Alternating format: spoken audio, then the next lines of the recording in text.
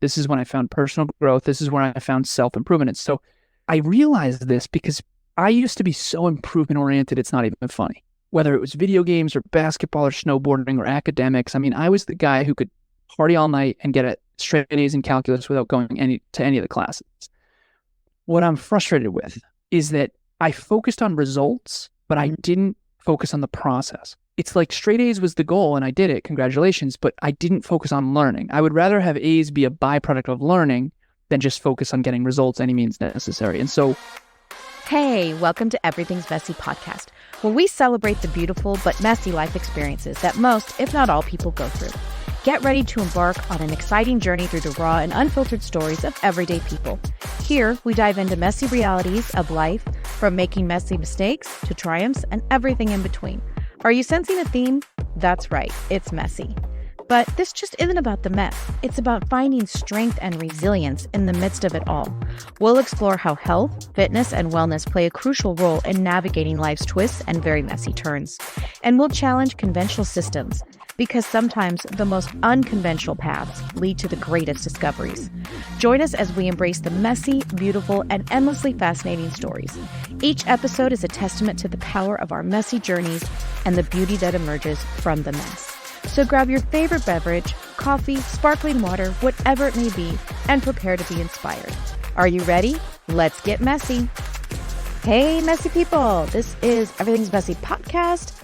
I am Sarah, your messy host. Once again, so excited to bring you this episode. This is part 2 of Next Level University. Last week was Kevin. This week was Alan.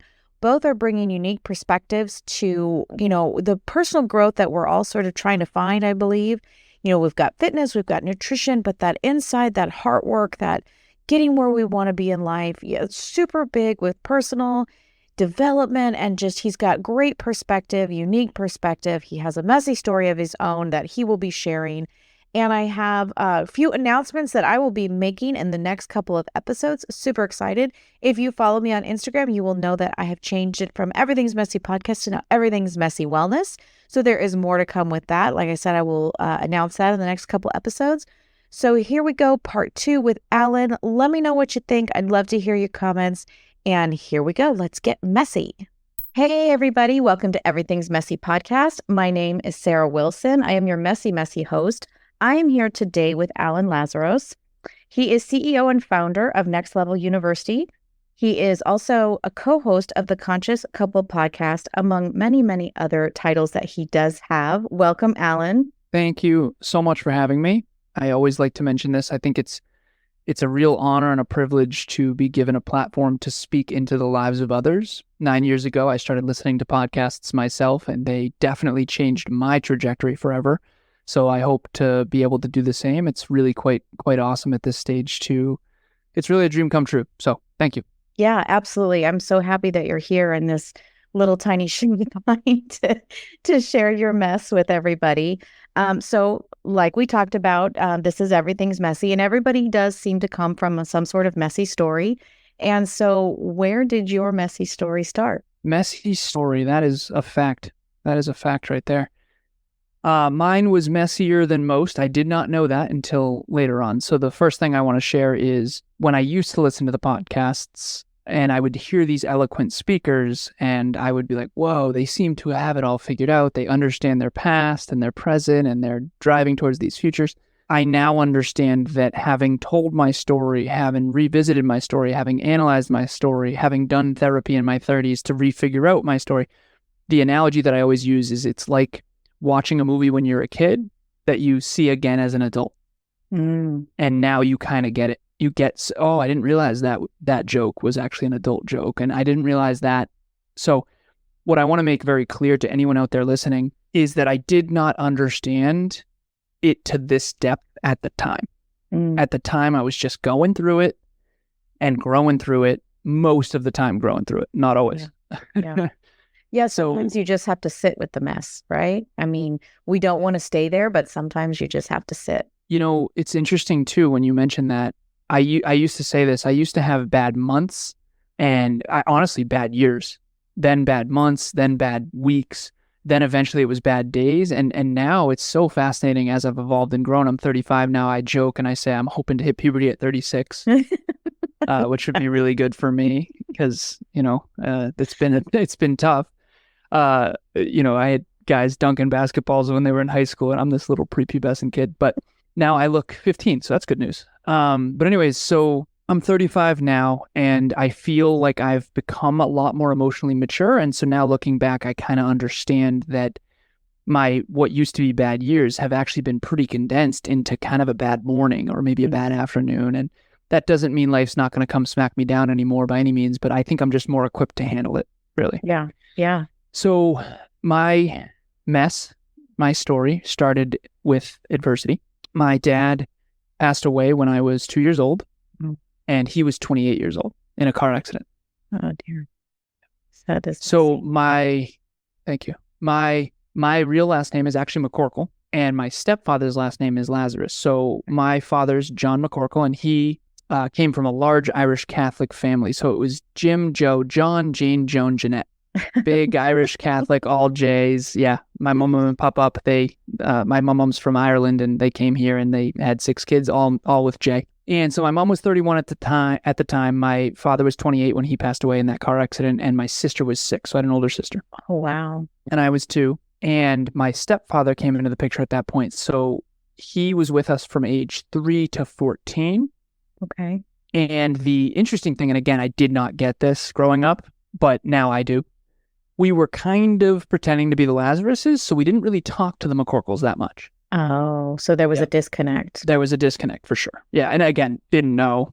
I'm just a kid, right? I'm around 7. I take his last name. So does my sister. So it's Alan Lazarus, Krista Lazarus, Beth Lazarus, my mom. And so my real last name is McCorkle. I mentioned that. At 14 years old, it was kind of like we don't really talk to my birth father's side, and we don't really talk a lot about my dad because we're sort of trying to be a family unit type of thing. And I often talk about this part of my life as what I call boats and BS. Since you told me this is an explicit show, I'm going to say it, boats and bullshit. Okay. Okay, so we had motorcycles and trucks and snowmobiles, and we went on ski trips. And this was also the late 90s, early 2000s, and the economy in the U.S. was booming. And my stepdad worked for a company called AGFA. They do hospital computers and .com bubble. We did very well.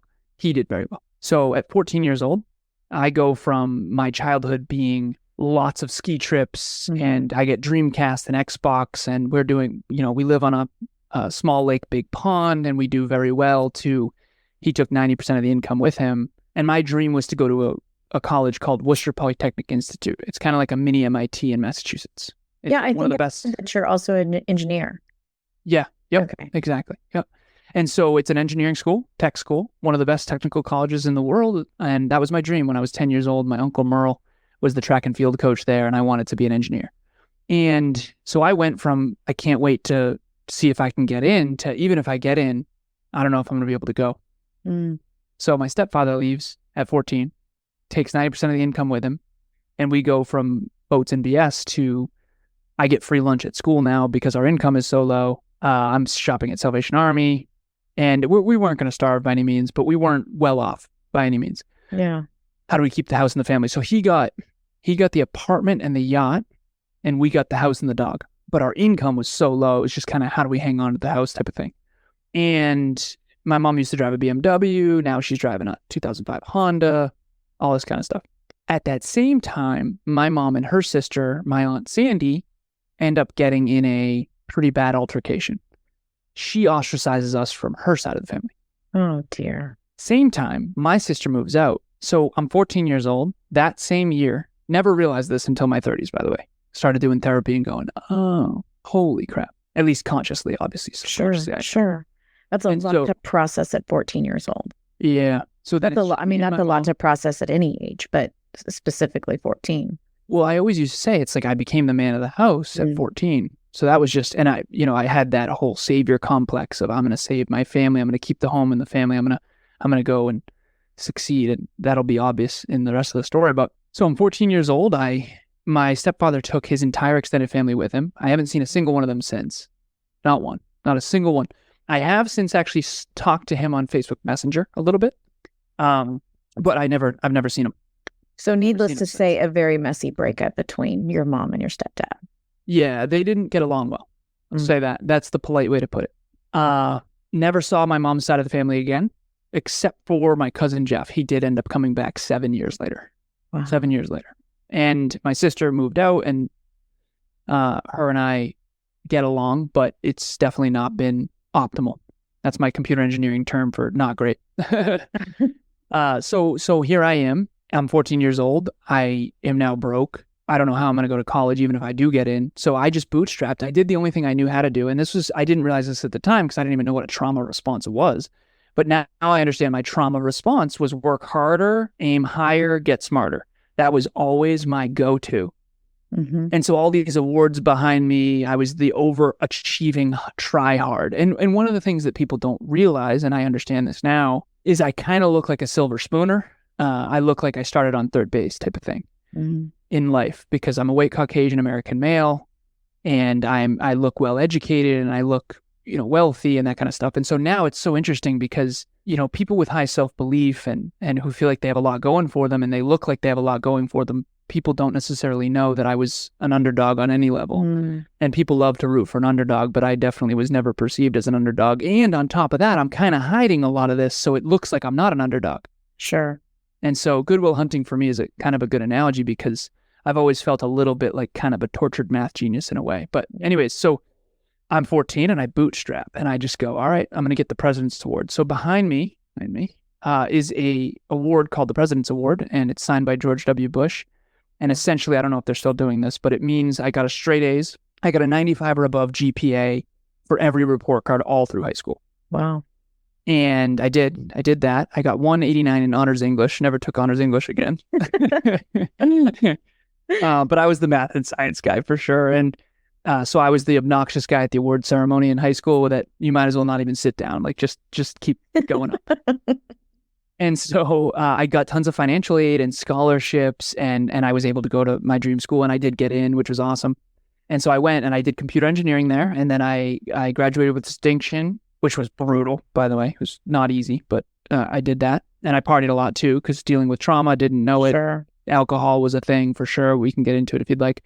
Well, it's sort of that struggle too with I'm going to be in control of everything that I do. But wait, I'm going to be out of control with everything I do as long as I'm the one in control, right? Yeah, well said. Yeah, and again, at the time, you just think you're having fun. It's always deeper than that, right? Yeah. So fast forward, I'm a computer engineer. I get my master's in business, and I had two trajectories. I never used to share this because I was really, I don't know if embarrassed is the right word. I think it's very unrelatable, and most people think I'm full of it, so I'm just going to say it. So when I was a kid, I really meant this. I had two trajectories that I wanted to go down, and I had a lot of different dreams, pro gaming, and, I want to be a model one day, and some of these I've achieved. But the two main career paths for me was I was going to be lawyer, politician, president, which I genuinely, whether it was delusion or not, I don't think it was. I thought I could. It's just my weird thing. I didn't realize how rare self-belief was. It's like, well, every kid has, I want to be an astronaut. No, I genuinely reverse engineered. Okay, I feel like that would work and I could do that if I tried. And again, okay, that's why I normally don't share it. The other one was CEO, engineer, MBA, CEO. And I actually did the research. So I researched that at the time when I was going for my MBA, I researched that 80% of CEOs of tech companies, Fortune 50 CEO tech companies, were the engineering undergrad with the MBA, Master's in Business Administration combination. So I reverse engineered it, rock and roll, let's rock. And then I go into corporate, and I'm on my way to being like my hero, Steve Jobs. I go from 65K a year to 85, 85 to 105, 105 to 125, 125, almost to 180. I work for a bunch of different tech companies. I work for iRobot, Sensata Technologies, Oz Development, Tyco Safety Products, Simplex Grinnell. I work for eventually a company called Cognex is where I landed. I was an inside sales engineer, started a little inside sales team there. And then I got promoted to outside sales engineer. So now I'm on the road. I'm selling industrial automation equipment into manufacturing facilities all across New England. My territory was Vermont, Western Mass, and Connecticut. And I'm making tons and tons and tons of money. I paid off $84,000 worth of school debt in a single year, which was a very big deal for me because in college I was broke as a joke for sure. And I had $150,000 in an investment account for Vanguard in all these different tech companies. So I'm doing very well. I'm on my way to my dream, Fortune 50 CEO, like my hero, Steve Jobs. Then I'm 26, and this is when I get in my own car accident. So I'm up in New Hampshire with my little cousin. We weren't partying or anything. We're going to a TGI Fridays. We were playing Call of Duty. And we go to get dinner at TGI Fridays, and it's up in New Hampshire, and it's the bad winter where the snowbanks were covering the signs. Oh, wow. I think this is 2015. Bad winter. Dark winter night, kind of rainy, sleety, snowy. The yield sign's covered. I don't see it. Not optimal conditions. Yeah, exactly. Thank you. Yeah, definitely not optimal conditions. And a really bad intersection that apparently a lot of people get hurt on. Don't see the yield sign. I don't yield. I look down at the GPS. I look up. I'm on the wrong side of the road. I was supposed to stay right. I didn't. I ended up staying left. Oh, man. And I see in front of me big bright lights of what I thought was a back truck. Fortunately, and I had that moment. So computer engineering brain, just done. There's no probability. So I think in probabilities. And that's how I make my decisions. And I thought, done. There's no chance. This is it. This is the end. Fortunately, it was not a Mack truck. It was a lift-kitted pickup truck. There's a lot of those in New Hampshire. Okay. And I was driving a 2004 Volkswagen Passat that I used to call the Tank. It's a German-engineered steel trap of a car that I bought for $5,000 cash when I was trying to pay off my school loans. And I was just I'm going to get out of debt, and I don't care about cars, so I'm going to buy the cheap car. That car totally saved my life. It was cheap because it was a 2004, but it was actually a really good car. Okay. Really strong, hard car. If I was in like a plastic Honda Civic, there's no way that would have worked because this car was absolutely totaled. So here's the thing though, little cousin hurt his knee on the airbag. I hurt my face in the airbag. Physically, we're okay because of the Tank. But my father passed away in a car accident when he was 28. So mentally, emotionally, and spiritually, I'm completely rattled. And my little cousin isn't at all. He's still in high school, 17 years old, invincibility complex. I'm questioning existential crisis. This is how I cannot move forward in life without figuring out what this is. Wow.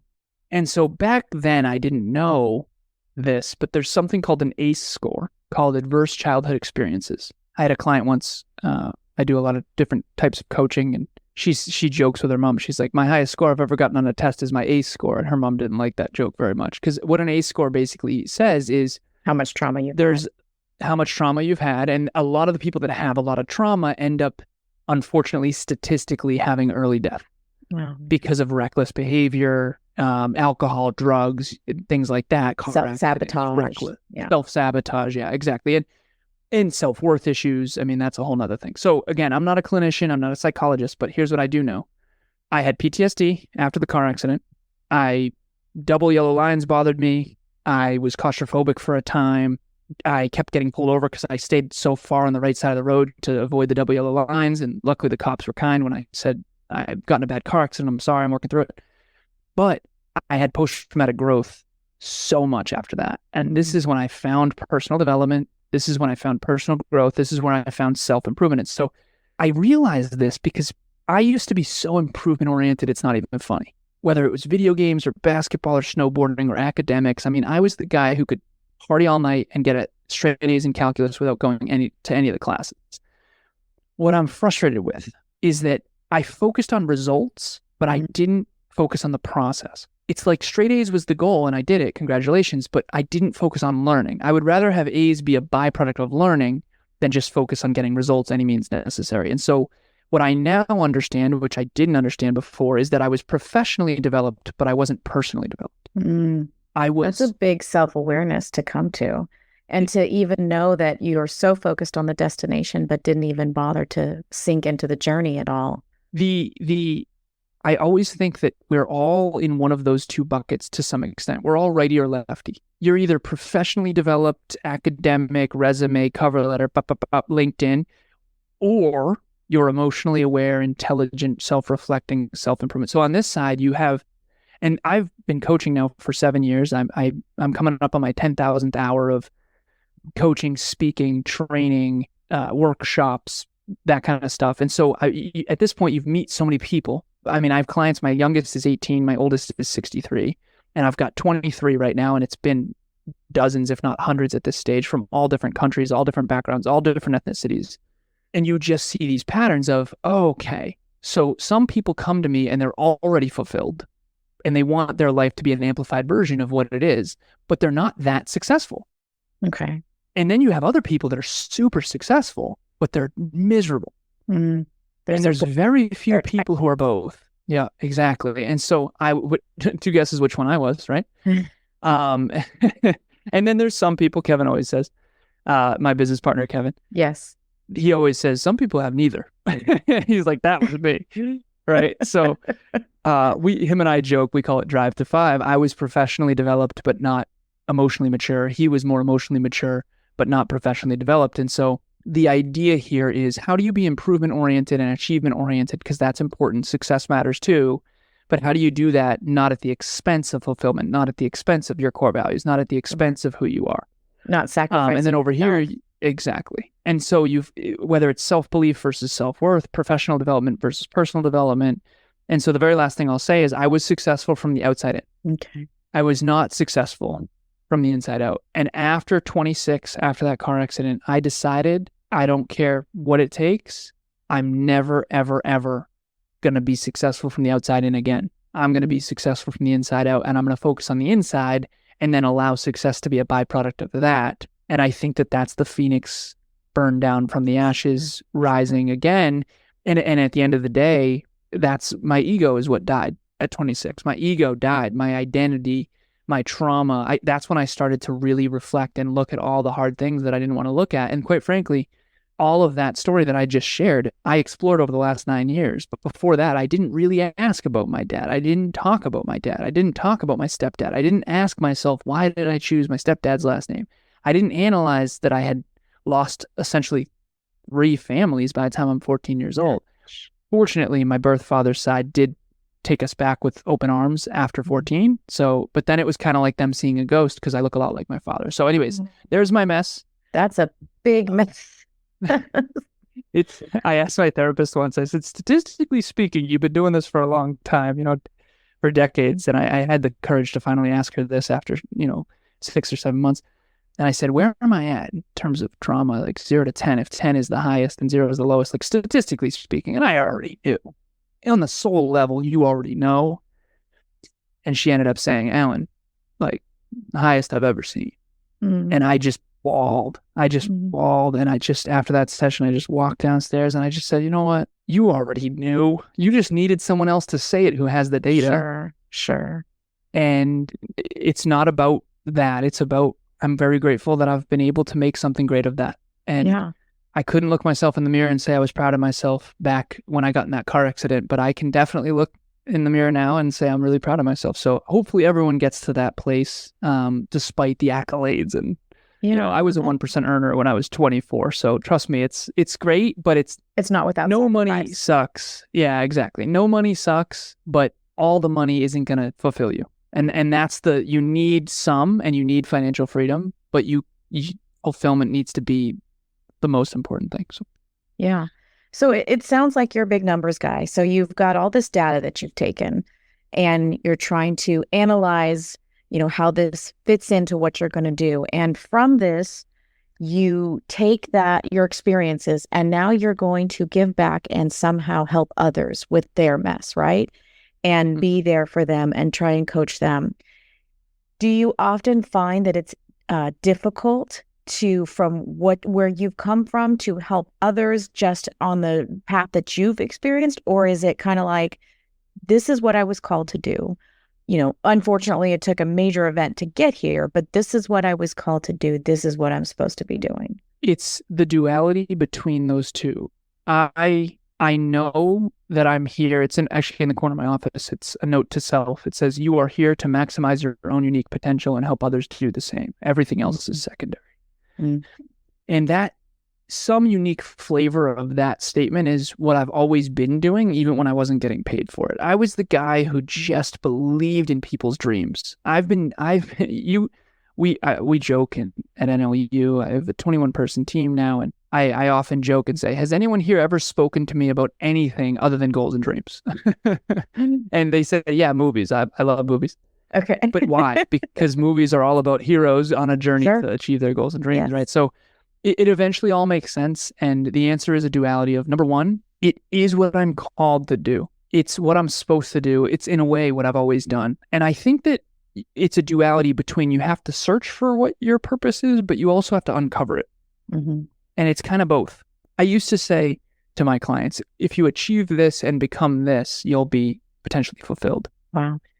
And I no longer believe that anymore. Now I feel like we have to look at your past. We have to look at who you are. We have to look at who you really are. You have to look at the good, the bad, and the ugly. Like if you're brilliant, trust me, the brilliant people out there are scared to be brilliant.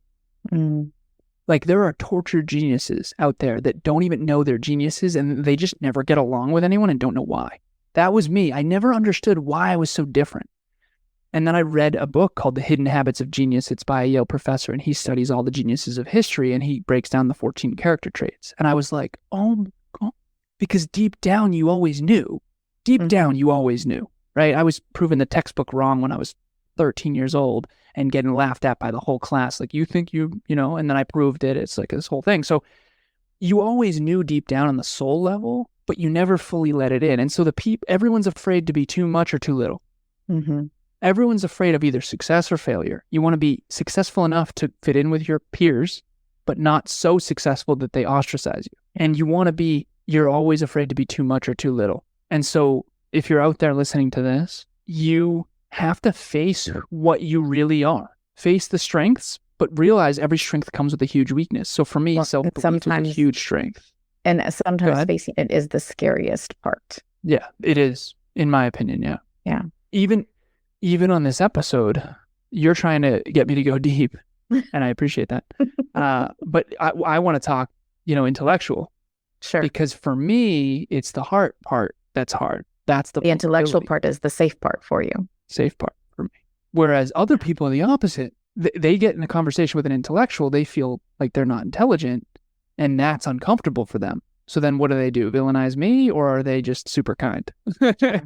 Right? So and then that triggers my unlovable. It's this whole thing. And so we can get into that if you'd like. But at the end of the day, I now understand, to answer your original question, all of us have to face whoever we really are when no one's watching, when no one's around. That's the truest version of you, is when no one's around. And whoever that is the true you. But if you are constantly distracting yourself with drugs or alcohol or vices or parties or porn or any of these things, you're not going to find who you really are and grow from that authentic place, and you'll never be fulfilled. And I used to try to find happiness or fulfillment or whatever, but it wasn't built on who I really am on the inside, because I think deep down we're scared of who we really are. We're either scared we're not enough, or we're scared we're too much.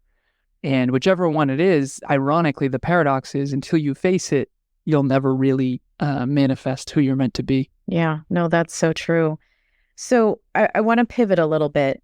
You talk about this whole messy journey that you've had, but you talk about how you've sort of taken a holistic approach on your healing journey, and our audience loves the alternative or not so much the conventional things that you might do. So what holistic things have you adapted or adopted to help you through your journey? Well, the first thing that comes to mind is one that is super unsexy. And I think that if there's a lesson in that too, which if I could really talk to my younger self, I would say, Alan, there's a big difference between improvement and self-improvement.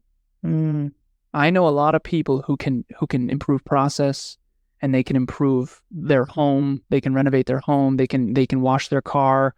They can give it a new paint job, but they can't self-reflect. I was good at improvement. I could improve any skill, spreadsheets, numbers, calculus, academics, but no problem. It's the self-improvement. It's the character. It's the looking at the inner world that was hard for me. And so one of the things that I didn't expect to share, back to the unsexy stuff, that actually makes the biggest difference, and here's the real lesson in that, if I could tell my younger self one thing, it would be the unsexy stuff is always the actual truth. The objective truth is always unsexy. It's simple, but it's not easy. And so the answer is habit tracking. I have been habit tracking for 9 years. I used to carry around these little notebooks. They're still over there in the corner of my office.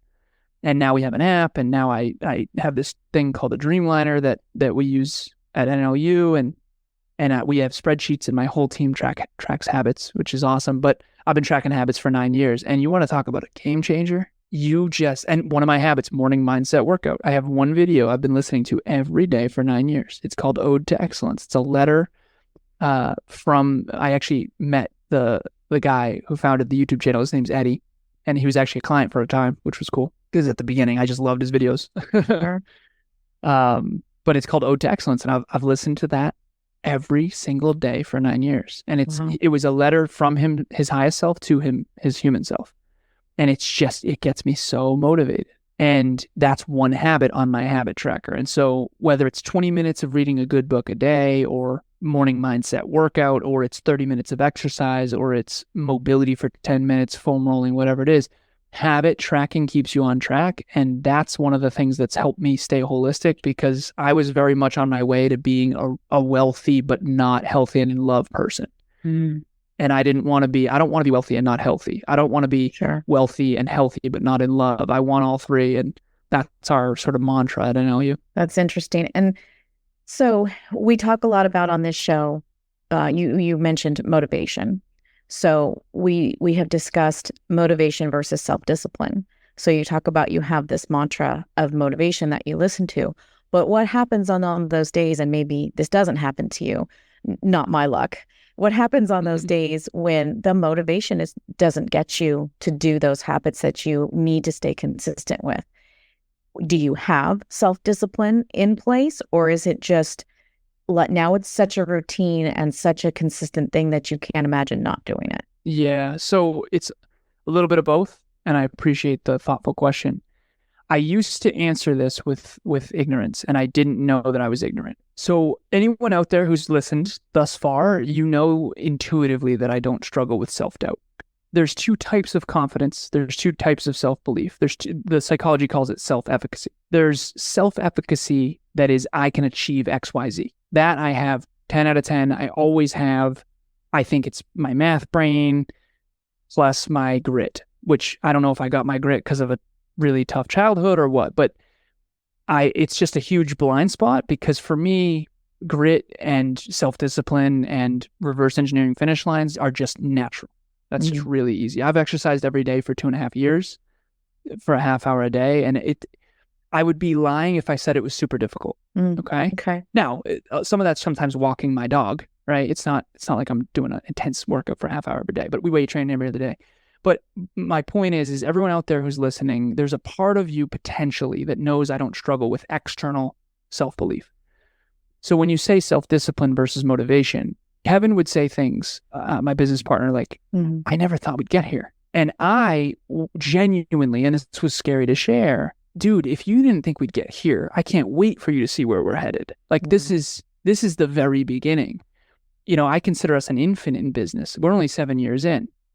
And so just for an analogy, Walmart only had its second store 7 years in. Now they have still, though, I think stores. The explosiveness that you and Kevin have had with the success of what you've been doing, I think is pretty amazing.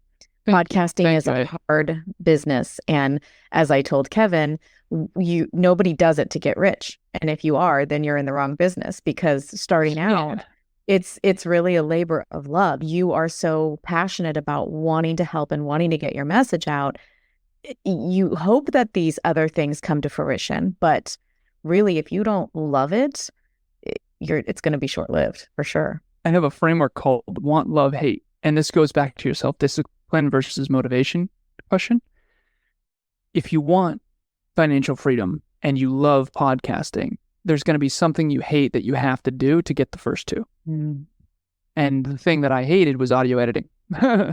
Right? So you want financial freedom. Who doesn't? Right? You love podcasting, personal same, but you hate audio editing, right? So I want to be in shape. I love weight training, but I hate dieting. That's right. And no matter what, I can't out-train a bad diet. I've tried. I've been doing it for 2.5 years, and I just can't do it. The point is, though, is that self-discipline for me isn't really the same according to Kev, because if I know it's going to work, it doesn't take as much self-discipline. Because for me, the opportunity cost is really big. So if I were to say, hey, you're gonna make $1,000 at the end of the week if you exercise 30 minutes every day. You would do it if you were certain it would work. So because my math brain reverse engineers the situation, I just have an extra level of certainty. What is self-belief? Certainty. Sure. What I don't have a lot of is self-worth, which is certainty in my own value. That comes from childhood. That comes from knowing your value. Wow. I don't have that. And that's why Kevin and I work, because we have a common wound. He grew up without a father, so did I. We were both looking for male role models, couldn't find any.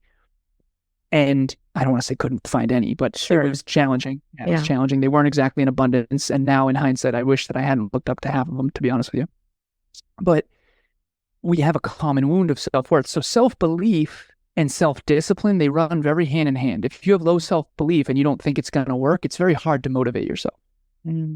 Whereas if you're certain it's going to work, it's really not that hard. You're going to find it. And then it's just a grit equation. And so then that comes to your relationship with pain. And that brings a whole nother thing that I usually wouldn't talk about, but I'm trying to be courageous here. I appreciate that. Thank you. When you've been through pain your entire life, a hard workout doesn't bother you that much. It's like when I was a kid, my mom, we went to a place called Point Sebago, and there was all these competitions, basketball and football, and I came back with all these ribbons, and me and my sister competed, and I ended up, there was this mile run around the beach, and my mom, after I won it, she said, I don't understand. You never run. Like, how did you win it? And this is how naive I was. I didn't understand. I just said, oh, Mom, I can outsuffer those kids. That was my answer. Huge. I'll just outsuffer everybody. That's huge. Else. And the truth of the matter is, Sarah, I think my spectrum of suffering has been skewed based on how unfair things have been from my childhood. So like, I just look around and people seem very not gritty to me, when in reality, I think I'm just really gritty. And even saying that sounds arrogant, so it's scary for me. No, but maybe it's a little both. Because I think there is a softness that the world has sort of created for some, that they just sort of have leaned into that. And we forget sort of, generationally, or our ancestors, the, grit and the tenacity and the resilience that they had to have in order to even get a little bit of all of the abundance we have now. So true. And that's a conversation right there. I do have trouble with people who are entitled. I do. It's very important to realize that you have running water, you have a phone in your pocket that's unbelievable. You and I work from home. Right. If you can't sit down and grind for 4 hours a day, you're in serious trouble. That's all I'm saying. You're in serious trouble. Yeah. So just really quick, I want to mention the other podcast that you have, the Conscious Couple podcast. I told you I listened to it a little bit. It really seems like a good balance between you and your girlfriend and how that comes to be. And you kind of balance each other very well. How did that come to start? You just wanted to add sort of the relationship component to all of the self-work that you were doing? So the episode we did that launched on Monday, I ended up mentioning to her, there was 2 words that I had never heard before. And the truth of the matter is, when I first met Emilia, I think of an infinity symbol. She teaches me and I teach her. It's this beautiful growth infinity symbol. And if you're not courageous, humble, and vulnerable, the infinity symbol will die, by the way. So you got to be super humble and courageous and vulnerable in a relationship. Otherwise, there will be blockages, no feedback will happen, you'll grow apart and not together, that kind of thing. That circle will stop. That exactly. And that's, that you got to keep the flow going. It's yin and yang. It can't just be yin or just yang. And I think she said it's yin, and I don't know. I probably screw it up, but it doesn't matter. To answer your original question, I was on the podcast, and I tell our listeners too, when I first met Emilia, I knew intuitively, I said, I'm going to teach you the external world and you're going to teach me the internal. Oh. Because the economy and all that stuff, I walk into a Panera and I can see their profit and loss statement. And I can say, you should really invest in Panera because they're going to do very well. That's always come really naturally. I understand how the economy works, why it works that way, private versus public, charity versus nonprofit, government versus, business, corporations, LLC, all that stuff. It clicks. Internal stuff never clicked for me. I didn't understand trauma. I didn't understand nonviolent communication. I didn't even know what vulnerability was until I was 29. And so on the podcast, episode 115, the one that you might have seen, I said to Emilia, because I knew she'd be bashful about this, I said, so I learned 2 words today. One was hyper individualism, and the other one is enmeshment. And the idea is enmeshment is overly clingy, and hyper individualism is I'm a rebel. I'm never going to have the same bank account, never live together, never, right? And what we do is we bounce between. It was like, well, my last relationship, I was too clingy and that didn't work. So let's try, this over here where we don't enmesh at all. And so anyways, I asked her, I said, sweetheart, when did you first hear these terms? Because this is the first time I've heard of it. I'm 35, Mr. Smart, and I never heard of this. Right. And she's teaching you something, which I love. Yeah, exactly. Yeah. And she says, and she gets all red. It's so cute. She's like, when I was 13, so that's how the Conscious Couples podcast came about. She was teaching me so much that I was like, we have to do this work. And we started coaching 3.5 years ago now. We've been together almost 5 years, and we started coaching individuals and couples for free every Saturday. And it just grew, and eventually it was like, let's start a podcast. Yeah. And eventually it was, let's start these relationship talks events. We now did our 34th. We do them every month. And it just grows into this incredible thing. But if you had asked me in my mid-20s whether or not I was going to be in a relationship where I start a business, it's so funny. I'm a statistics guy. So, okay, the divorce rate is very high and increasing. And the percentage of businesses that succeed are very high and increasing, or that fail, rather, are very high and increasing. Right. So let's combine them and see how it goes. Right? And so I often joke, she's my everything, my business partner, she's my fitness partner, she's my intimate partner, she's my best friend, she's my everything. And it's the conversations her and I have had to have starting a business and growing a podcast together has been infinitely more challenging than any sort of peak performing businessy economy talks. So for me, it's the inner stuff that's always the hardest. And if that's the case for you, then, I always joke, I say, if you want a coach, you need a therapist. That was me. If you want a therapist, you need a coach. And that matters too. I like that. Yeah. No, it goes both ways. Well, I really enjoyed the Conscious Couple.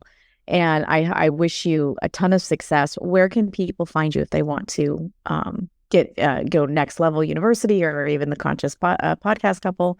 Thank you, Sarah. This Kevin told me earlier, we recorded an episode today, and he and I see each other's calendar because we're always in tandem. We've been business partners together for 7 years, and he said that he met you yesterday, and he's like, yeah. For those of you who don't know, I didn't mention this earlier. I did have Kevin on also of the Next Level University, and we had an amazing conversation. And I would say, Alan, you have quite the messy story as well. So I would say that you bring as much to the table as he does, for sure. Thank you. Well, I won't put you in an uncomfortable spot and ask who did better, but I'll just say he's a tough act to follow. He's been on thousands of episodes, different podcasts all over the world. So he's got a lot of reps. He's awesome, but he's very different than me. And that's the cool thing, is better together if you can understand those differences. But as for where you can find me, we have a podcast called Next Level University. I also have a podcast called the Next Level Audio Blog, which is basically the blog that I have on my LinkedIn, just me reading it in sort of audible format, audio format.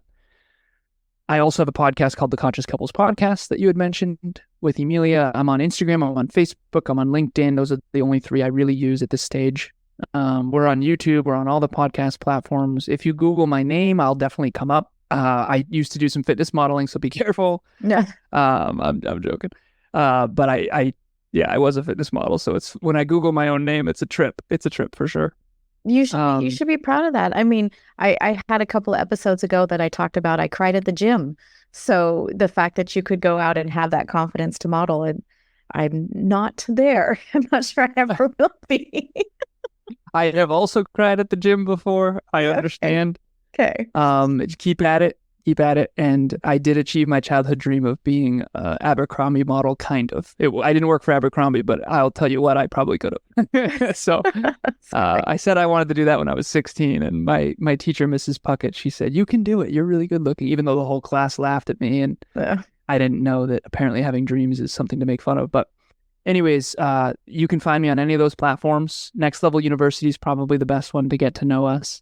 And thank you so much, Sarah. This has been awesome. No, Alan, this has been wonderful. I really appreciate you. I love your perspective And I really enjoyed how you sort of broke it down. I really enjoyed that. So thank you so much for coming on my little Everything's Messy podcast, and hope to talk to you again. Absolutely, Sarah. Keep it up. Keep it up. You. Keep rocking. Thank you so much for having me. Appreciate it. Hey, thanks so much for listening to Everything's Messy podcast. If you enjoyed the mess you heard here today, if you wouldn't mind leaving a review or maybe a follow, I will even take a comment, messy or otherwise. That would be awesome. Social media is where you can find me. I am on Instagram and Facebook, Everything's Messy Wellness, website at everythingsmessy.com, and you can email me at sarah@everythingsmessy.com whenever you want. Reach out, let me know what you think of the mess. I welcome any and all feedback. If you think you have a messy story and you would like to be a guest on my show, you can find the guest form on the website. Thanks again for listening to Everything's Messy podcast, and keep it messy.